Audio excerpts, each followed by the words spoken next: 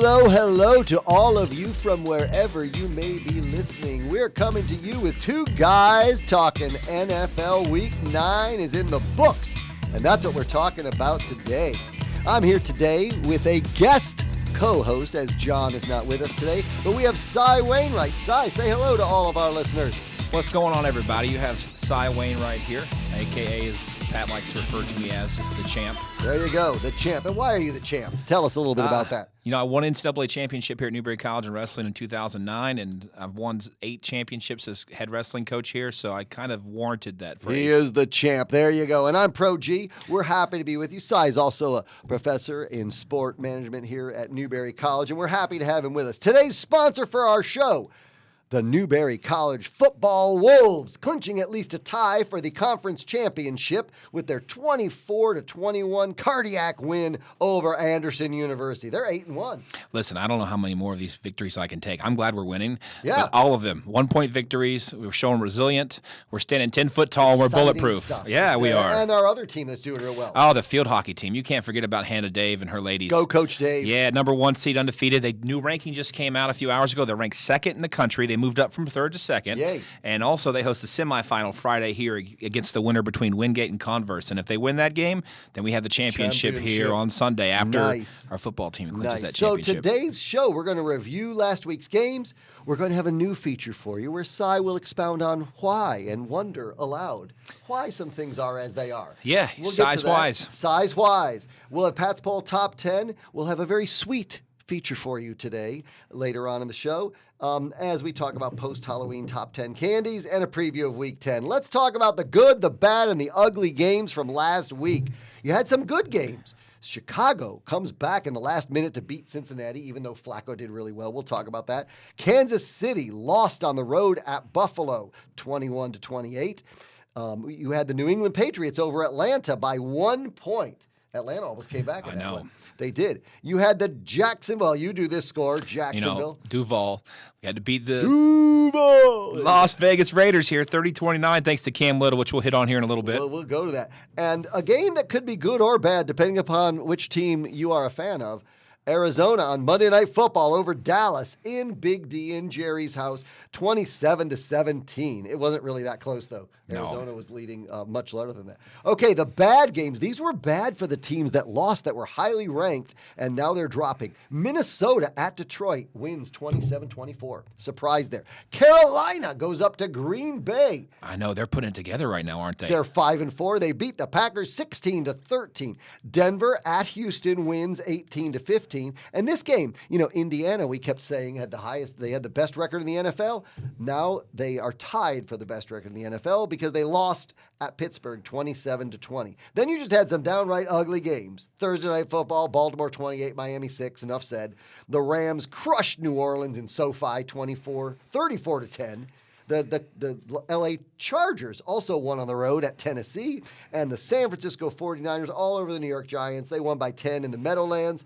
And Sunday Night Football wasn't even really worth watching after a while. Listen, Sam Darnold's continue to make his case for MVP. Pretty impressive. Yeah. Pretty impressive. Let's talk about a little bit more about a couple of these games here. First of all, Joe Flacco. Yeah, talk about a guy who's kind of been a journeyman in the NFL. I found out recently that he's played for every AFC North franchise, which is insane to think about. The division rivalries of trading your best player potentially or a Super Bowl winning quarterback to a team within the division, and obviously traded him again. But he threw for 4 touchdowns, almost 500 yards passing. Yeah. And that's amazing. 109 quarterback rating, and they lost. T. Higgins, Jamar Chase, both over 100 yards. Cincinnati can't tackle, and they can't run the ball. No. How are you going to win games with that? Their leading rusher had 46 yards. Chicago had more points than that. They just have to slow the pace down on offense. They have to be able to have the ball last. That's their best way to win that game. That's it. So another big game of the week was maybe a playoff preview. It has been a playoff game 4 of the past 5 years, and Kansas City's won over Buffalo, eliminated them from the playoffs 4 of the last 5 years. Buffalo has won 5 of the last regular season games against KC. Can they do it in the playoffs? I hope so. I'm a big fan. I've been a fan since Jim Kelly and Thurman Thomas. There you go. I want them to be in the mix. I want them, except when they play Jacksonville, Reed, but yes. I want them to be in that mix so bad. There you go. Well, Patrick Mahomes had kind of a ho-hum day, 250 yards. He was under 50%, 15 out of 34. That's Not very day. good. James Cook, University of Georgia alum, That's right. 114 yards for Buffalo, and Josh Allen, 3 TDs.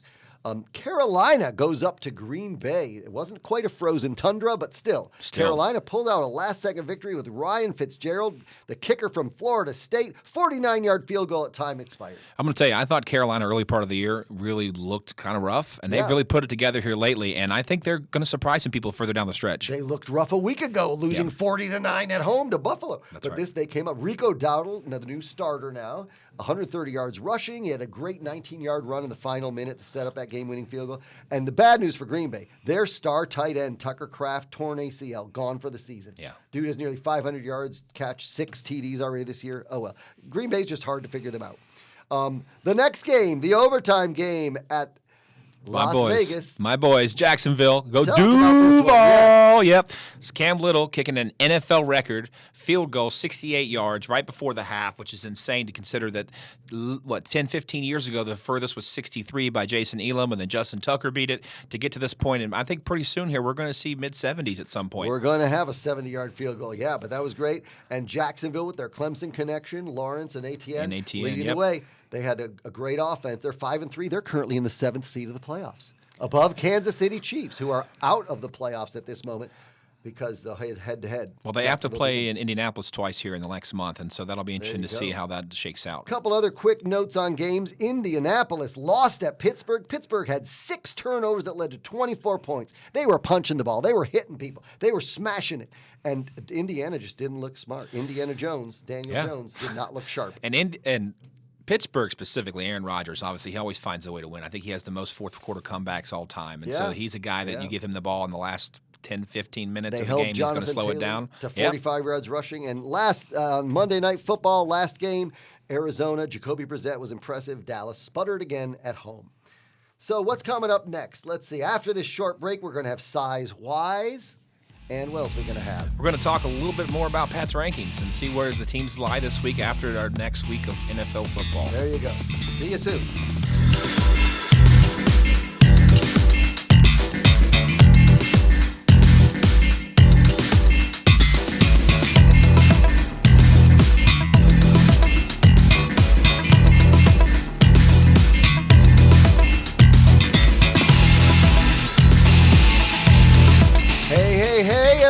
Welcome back to Two Guys Talking NFL, our weekly podcast where we talk mostly about NFL, and we add in some other features as well. Coming to you from Newberry College, the luxurious Langford Communications Center studios on the campus of gorgeous Newberry College in South Carolina. We are here today, and we have a new feature for you as our guest host is going to offer some musings in a new feature called Size-Wise. Cy, take it away. Thanks, Pro G. There you go. So some things I've been pondering as to how, when, and why, but mostly why. Why do we play NFL preseason games? I mean, obviously, I understand the reference point as far as capitalism, and they want to make money, and they want to sell jerseys and maybe make a roster. But essentially, they're glorified practices on a national level scale. But the problem that I have with preseason games is that they don't account for anything. No. And so you have 2 NFL records that statistically stand out to me. Number one, the Baltimore Ravens actually have the longest NFL winning streak of 24 games if you count the preseason games. And no offense to the 72 Dolphins, but I think that's pretty prolific to win 24 NFL games. But I understand the season's where things count. That makes sense. However, I have a bone to pick about my buddy, Duval's finest, Cam Little, kicked a 70-yard field goal in preseason, but it doesn't count for NFL records. What's the point of kicking the ball? Why are we playing the games if things don't count? I mean, these are chances for guys to make rosters, but teams already do glorify joint practices. Florida teams specifically, Miami, Tampa Bay, Jacksonville, they travel to each other. They do scrimmages together, but we're playing these games. People are getting hurt. People are missing out entire seasons. We've seen that happen before with several celebrity-level football players. And also, guys' potential careers are getting ruined because they can't make teams because they get hurt. Sure. So what are your thoughts, Pat? It makes sense. Well, and honestly, too, these are professionals. These people do this for a living. The college students have no preseason. in their football season. Correct. They started the games count. Florida State played Alabama first week. Yep. I mean, yes. So it can be done. It is a monetary thing because they're not going to add 2 more games to the schedule. And the preseason games have kind of been the starters don't even play anymore. Right. So I tend to agree with you with this. It's an odd situation. Yes, they do evaluate some players, but they can do that in practice. I don't know how many decisions are made in the game because sometimes I watch the games and I go, wow, this person's doing really great. And then still, they're the third string. That happened to Shedeur Sanders this year with the Browns. Correct. He had a great preseason game. Correct. But it was against the third or fourth string defense of the other team. So, yeah. But, I mean, I feel bad for the players because let's just say hypothetically a running back runs for 375 yards in a game. Doesn't count in their stats. Exactly. That's right. And to do that in any level's a feat. It is. We had a guy in Division III, I think, 2 weeks ago, set the rushing record at 530 or something in a game because I think they ran toss sweep left and toss sweep right, and they played a pretty bad team. But still, to think about that, like that should count for something. Yeah, there you go. Size-wise. Things that make you go, as Arsenio Hall used to say That's for exactly that reference right. that anybody might get it. Yes. Why do we have preseason? All right. Well, you know what we have every week, and this is totally relevant. Pat's poll, the definitive ranking of NFL teams. You haven't been here for all our podcasts, Si, but these are the definitive rankings because there's no argument. But you may try if you'd like. I welcome an argument. As a longtime fan of your polls, I'm going to try, but I also you'll be understand your proven wrong. perspective. Okay, so number 10 this week, tumbling down from number 3 with that loss at home to the Carolina Panthers, the upstart Panthers. The Green Bay Packers are now ranked number 10 with a record of 5-2-1, and they're not the number 1 seed in the NFC anymore. And that tie's pretty bad coming from, especially from Dallas, too. And as we saw from the Dallas loss this weekend as well. I mean, I don't know if they should be that high. I know. Well, Green Bay's tough to figure now. So they're down to number 10. Kansas City tumbles all the way from number 1 down to 8. They had a meteoric rise in a couple of weeks ago when they were in the teens, all the way up to number 1 because I said they're back. They may not lose another game. Well, that didn't age well. I think the Chiefs are down to number 9. I think they've done a good job of trying to keep that team consistent based off of previous Super Bowls, and obviously they need some outside ideas. They need some different playmakers on offense. I don't think they're going to be making it all the way this year, after all. The New England Patriots, under Mike Vrabel's leadership, they're 7-2. They're up from number 11 up to number 8 this week. They look dangerous. They do. Vrabel's got them going well. Drake May's playing well at quarterback. Things are working on all cylinders up in New England. That's for you, Gary Martin. I hope you're listening. Former alum from Newberry College, Gary Martin. Yes, the Denver Broncos are in at number 7 this week, up from number 10. They are also 7-2. Sean Payton, Bo Nix. Bo Nix, man. Tearing it what up. a guy. He uses speed you with his feet and his arm. Yeah, they're looking really sharp. And the 2 games they lost, they were on last-second field goals. They could be undefeated. I hate to say that because the Broncos are not my favorite team. Anyone from Cleveland will say that based on the late 1980s. But we won't go there, so I don't cry today. Number 6 in Pat's poll this week are the Detroit Lions, down from number 2. They lost to the Minnesota Vikings at home. Yeah, it's hard to say. I don't know what's going on up there right now, especially with a lot of inconsistencies on offense. Yes. And their defense looks very suspectable in some situations, especially in the red zone. They can't stop them inside that 10-yard line. That's not good. That doesn't bode well for Detroit. And Minnesota, they got J.J. McCarthy back this week, and he had a very good game. As we know, Carson Wentz is done for the year. So J.J.'s back in the saddle there in Minnesota. The Seattle Seahawks up from number 9 to number 5 with their crushing Sunday night victory over the Commanders, who are just hapless now. They're 3-6. But let's talk about Seattle, 6-2, tied for the lead in the NFC. Sam Darnold, I mean, right now I think he's got to be the front runner for the NFL He MVP. could very well be. He could well be. Yes. Yes. And then you have the Philadelphia Eagles up 3 spots on a bye week. Philadelphia is up to number 4 with they've been pretty consistent throughout. So we'll see how they do. They have the big game coming up, Philadelphia this week. Philadelphia at Green Bay Monday Night That'll Football. be a great game. We'll see who's for real. And I saw Philadelphia loaded up. They got a trade this week. They did a couple of trades. Yeah, they got a couple of yeah. trades. They weren't just sitting at home being idle. They're trying to prepare themselves for a long run this year. Yeah. Maybe a questionable coach, but it's working. And Jalen Hurts, formidable quarterback, doing very well. Buffalo Bills all the way up to number 3 with their big victory at home over the Chiefs. They are 6-2, but they're not in first place in their own division, as we mentioned. New England is. Tampa Bay Bucks in at number 2, up from number 4 on their bye week, 6-2. Baker Mayfield continue to make him plays. He's very it's impressive. like he's in college all over again. Yes, and the rookie receiver from Ohio State. That's right. Egbuka, Yeah, Egbuka. doing very well. And the L.A. Rams is the the new number 1 team in Pat's poll. Crazy, yes. They were 6 last week. They are 6-2, tied for first in their division and in the NFC. So that would be Pat's poll top 10. Now, tell me about which one you're going to argue with that's in the teens down there. Yeah, I'm biased. I obviously am. Yeah. Jacksonville. Obviously, I know that we have a couple losses up here, specifically referring to the Seahawks and obviously the 49ers. I'm sorry, not the 49ers, but the They lost to the Rams. The Rams, that's right. Yes. The Rams. Matt Stafford, Mr. Millennial over here, been playing quarterback since 2009. He'll be playing quarterback for another 2009 years. But I think the Jaguars obviously a little bit better than 18. I would probably argue maybe around 14. Maybe. But obviously we have a lot to do. We still play the Colts twice, like I spoke earlier. We still have a game against the Cardinals, and we got a game against the Jets. Are they better than the Ravens, who are 3-5? But I put them above with or without Jaguars. Lamar is the question. That's right, because Lamar Jackson's the difference. That's right. Well, that's pretty good. So what do we have next, Si? Well, next we're coming back with our favorite sweet treat, and where Pat and I will talk about our favorite Halloween candies, talk about what our top 5s are. Oh, it's going to be a sweet sequence. We can't wait. Come on back and listen right after this. Right now.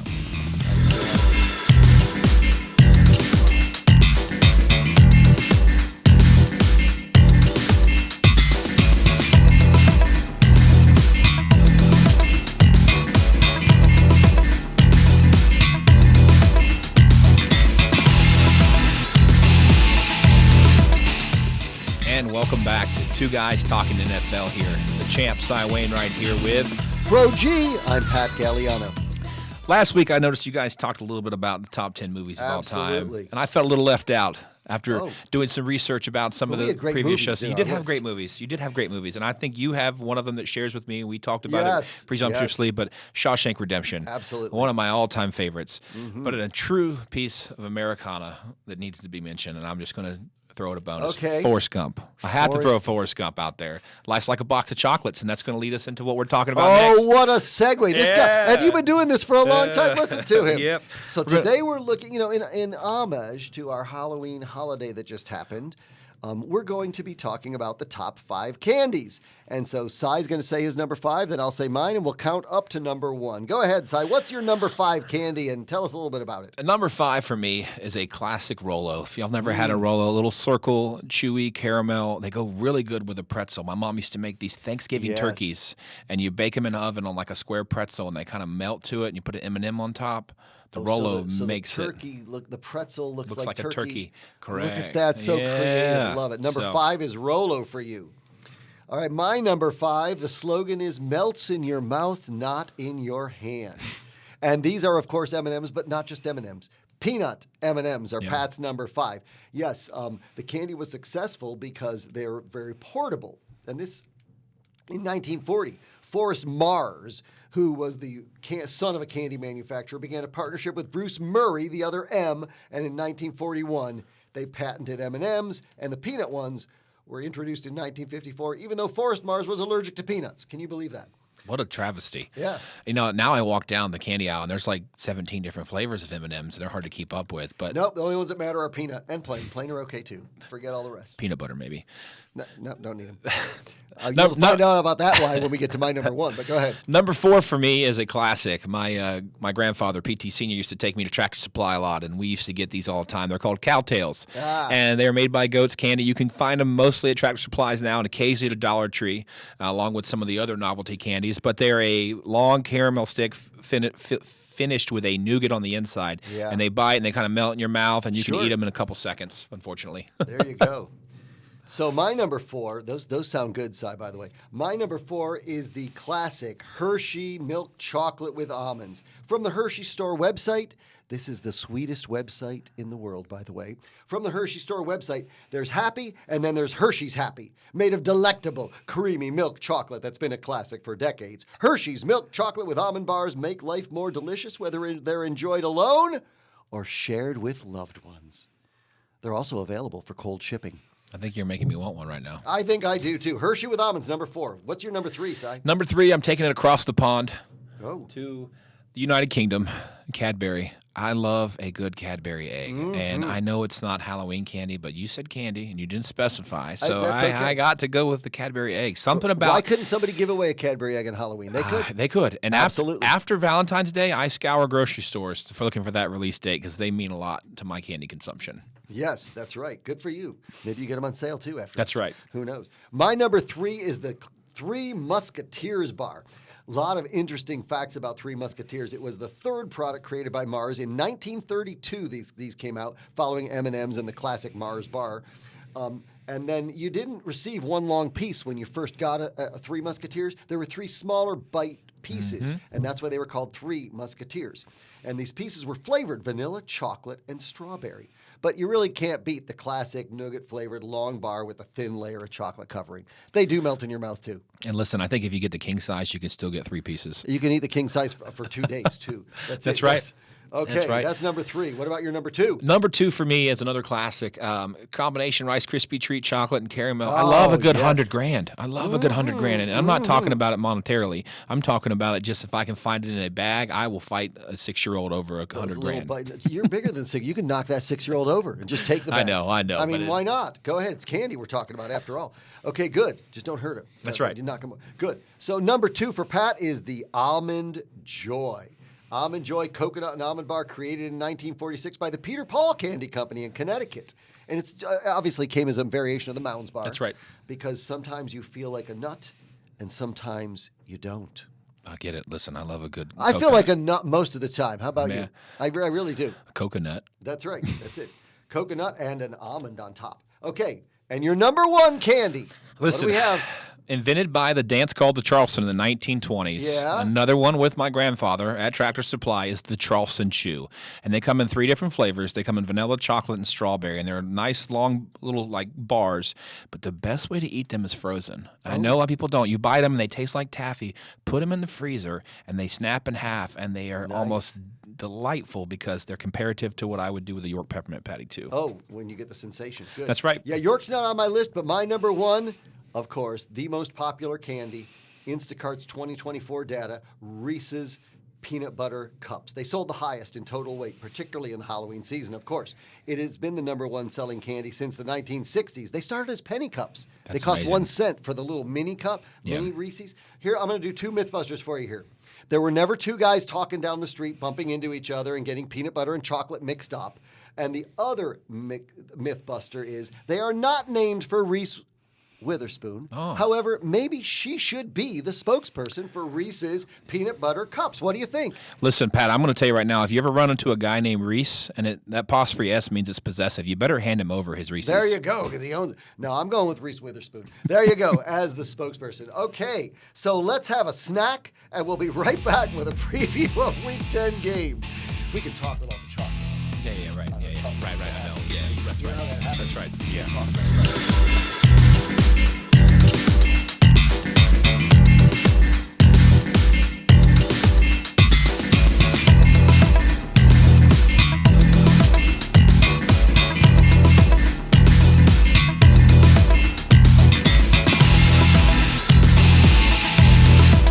Welcome back to 2 Guys Talking NFL here. I'm Cy Wainright, the champ. And there you go. And I'm Pat Gagliano, also known as Pro G.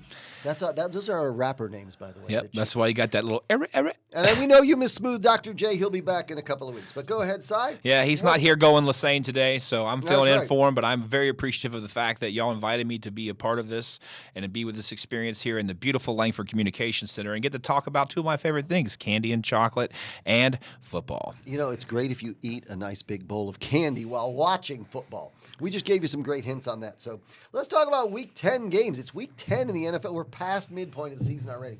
Can you believe it? After this week, all the teams will have played at least 9 games after this week. Got some good games on the charts for this week. Thursday Night Football kicks off with the Raiders at Denver, divisional matchup. Raiders are down, Denver's flying high. But that's going to be a good game. Watch the Raiders find a way to win this game. They probably will. Historic rival. Not a prediction, just maybe. You got Atlanta at Indianapolis. This game's over the pond over in Berlin. It is. I can't wait to have coffee. Ever in Berlin. Can't wait to have coffee and Get watch up at football. 9:30 in the morning for kick. It's great. It's a great Sunday. It really is. Cleveland and the New York Jets, the toilet bowl game of the week. This game's been moved to 4 a.m. on Saturday morning, so the drunk people coming in from the bars will get to watch it and laugh. That's right. And it's on Tubi TV. Okay, yes. Now, one of the important games of the week. We're going to talk about this one and make a prediction here. Your Jacksonville Jaguars. Oh, and a couple of our friends who live in Jacksonville. We got to give a shout out to Julie and Mark. Yep, Julie Moak and Mark McKinney. There we go. Two of my former educators at Clay High School, and we're actually buddies with Pat. And here we are at Newberry working together and mutual friends. There we go. Yeah. Anyway, Jacksonville at Houston. I think Jacksonville does it. Obviously, I'm biased, but Houston's struggling right now offensively. His last year, that team offensively was a completely different animal, and this year they can't seem to find a rhythm. C.J. Stroud's getting flustered. He's not playing well. He's making bad decisions with his legs and feet. I feel good about Jacksonville. Protocol right that's now. Right too. That's right too. Yeah, this is a tough one. I'm still going to take Houston at home. I don't trust Jacksonville to win 2 weeks in a row. I understand. All right, there we go. Buffalo at Miami. Not going to be a very good game. No. We don't even talk. New England at Tampa Bay. Here's one to pick. Two top teams, two division leaders. 7-2 against 6-2. It's in Florida, though. I'm going Baker. I'm going Baker Bay. too. I like the Baker Magic. I like Raymond James Stadium at home. I think they have the advantage here, and maybe the South Florida humidity will get to the Patriots. And the law of averages. New England's won 6 in a row. They can't keep winning forever. New York Giants at Chicago. Meh game. The Bears are doing. The Bears are. Lyle Brown will be very happy for me to say that the Bears are doing well. They won in Cincinnati. They shouldn't have won that game, but they did. They're 5-3. They are 5-3. They're close to the playoffs. Baltimore at Minnesota. Baltimore is different with Lamar Jackson. We talked about it earlier. And Minnesota has JJ. This is a couple of teams who've lost games they should have won this year and won games they should have lost. I don't know, but Baltimore's 3-5, but they look like they still have a chance to win that division. I think after last week's performance with 4 touchdowns, Lamar Jackson, I think he's back and he's healthy. And I'm worried about the safety for Minnesota. You're picking Baltimore? I'm picking Baltimore. I'm going to go with Minnesota at home. How's that? I like it. I don't like that pick, but I'm going to do it anyway just to be different. New Orleans at Carolina. This one's in Charlotte. Should be beautiful weather this weekend. Yeah, I got to pick Carolina. They're playing great right now. You have to. Well, they better not lose this game. Right. New Orleans is 1-8 on the year and very, very awful. We've seen stranger things happen, though. So I know. It's a divisional game. Anybody can win any divisional game. So who's the quarterback? Oh, Tyler Shuck is playing quarterback now. Right. Okay, Arizona is playing at Seattle this year. Arizona came up big against Dallas. Can they do did. it? I don't know. Not at Seattle. Yeah, 11th man strong or 12th man strong out there in Seattle. Detroit at Washington. Oh, Detroit is going to whoop up on Dan Quinn and the Commanders. Well, especially since they don't have Jaden Daniels. I feel bad he dislocated his elbow. Yeah, he should have been taken out of that game. I know. Yes. All right. The L.A. Rams at San Francisco for the lead in the AFC. Well, San Francisco could tie them for the lead if they...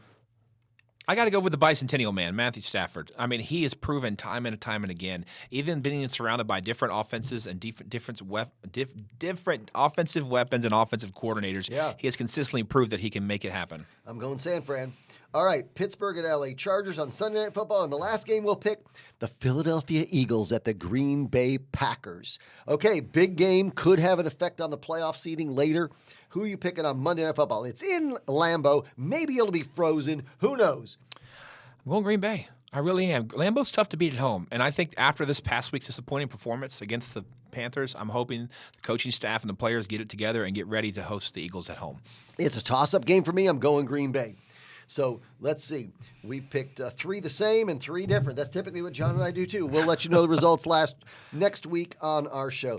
So as we leave you for today, I want to thank Cy, the champ, Wainright, for being here today as my co-host. I am Pat Gagliano, also known as Pro G. We are here in the Newberry College Langford Communications studios. We thank them for allowing us to do this. Look for our podcast dropping every Wednesday at 1 p.m. You can find it on YouTube, on Flow Sports. Just look up Two Guys Talking NFL, and Instagram also. Thanks again to our director, Marshall Maddie. Pat and Marshall, thanks again for having me. I've enjoyed talking candy, and I enjoyed talking NFL football. I got to go to the store now and get some of that Charleston chew. Tractor Supply. Yeah, some of those tails. Maybe I can work out a sponsor. Cowtail. We can get a sponsor for next week. Good. All right, maybe. Thanks, everyone.